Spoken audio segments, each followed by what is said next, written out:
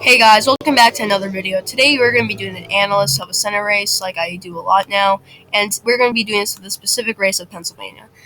This is one of the most highly contested races in the whole Senate, midterm elections, and this is one of the probably most talked about, mostly because of the candidates and their differences and their campaigns.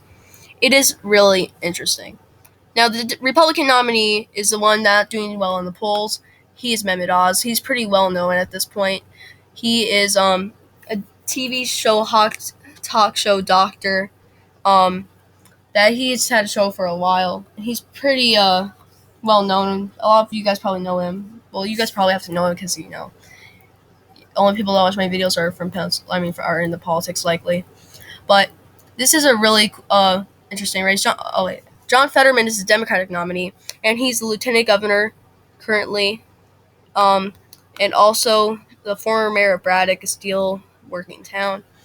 And this is an interesting race. John Fetterman is doing really well in the polls. There's not one poll that shows Dr. Oz winning on 538, that is. If you can see, the closest poll there was 5 points for Fetterman. That was the closest poll. Even a John Bolton super PAC biased Republican poll has Fetterman up by 6. And I do think this is a race that is going to become a little closer, and I do have this in the tilt category. And my main reason is the campaign differences and how each of the candidates are campaigning and how it's working out for them. John Fetterman's having a more online campaign because he had a stroke little after he won the primaries, and he had a stroke, and now he can't really campaign too much, and he's trying to rest and stuff so he doesn't have another stroke. And he's mostly having an online campaign, posting stuff on Twitter and making ads. He has had a couple of rallies, probably 3 so far. But Dr. Oz, he's not really having an online campaign. He's more having a campaign knocking down rural areas and really campaigning a lot in person. And I feel like that is a better campaign, but if you look at the reputation of each candidate, Mehmet Oz has a not that good of reputation. John Fetterman has a better reputation, but I feel like this is going to say that the polls are overblown for Fetterman. I feel like the Democrats shouldn't have so much confidence, because this is a race I feel like is more vulnerable for the Democrats than people think, because Dr. Oz is gaining in the polls, and I think he's going to be he's running a better campaign more and more every day.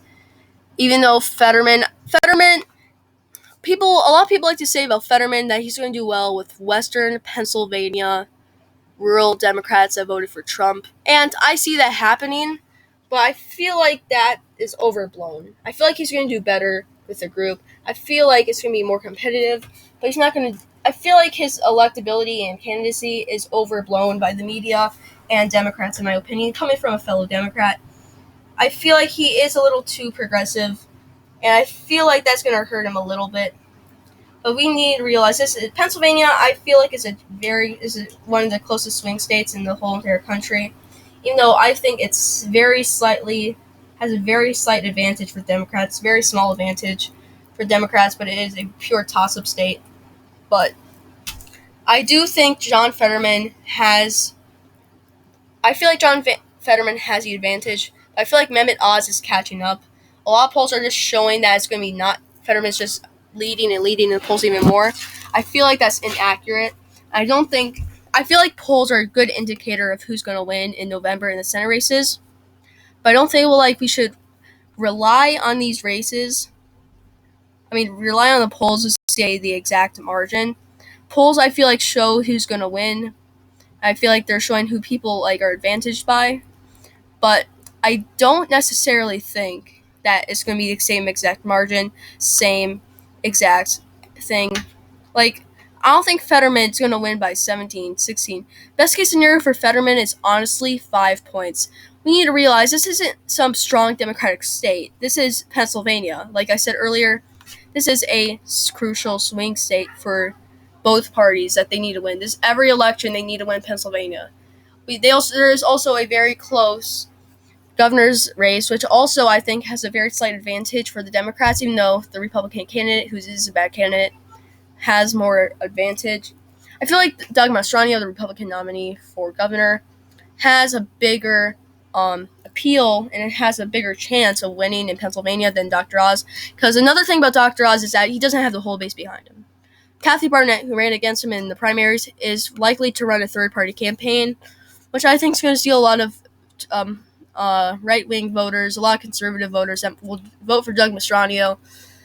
And if Dr. Oz wants to win, he needs to win the base. And not just like the Trump base, but he's not doing that well with that Trump base. And a lot of them are going to probably swing to Kathy Barnett with just third-party write-ins, and that's going to hurt Dr. Oz by a large amount.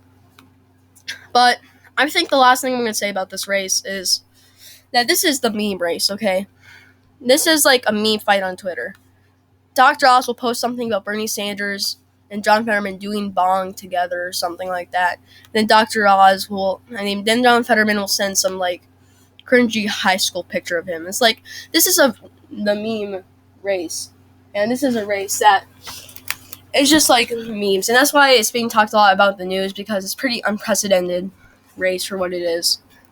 But yeah, as you can see, this is a good advantage for the Democrats. Sorry, I had to pause the recording, but this is a race that the Democrats are favored, but I feel like this could be slipping away from the Democrats, and they should not stop paying attention and be very confident with this race, because I do think John Fetterman is going to start losing his advantage, and it's going to be a toss-up state. Tell me what you guys think in the comments down below. Tell me if you think John Fetterman will win by 16 points, LOL. Tell me if you think that Dr. Oz can win and has electability. I feel like in the best-case scenario, Dr. Oz can win. But tell me what you guys think about the comments about this race. This is a very interesting race. Is there a video of a Senate race you want me to talk about? Tell me in the comments down below. I will talk about it likely. I've talked about a lot of Senate races, and I'll probably put the playlist to all the 2022 midterm election videos I have made. Some of them are kind of outdated, so don't watch the really old ones, but try to watch some of the recent ones. But I do make a lot of 2022 content with the 2022 elections coming up. But thank you guys for watching. Like and subscribe. And yeah, thank you guys for watching. I'll see you guys again soon.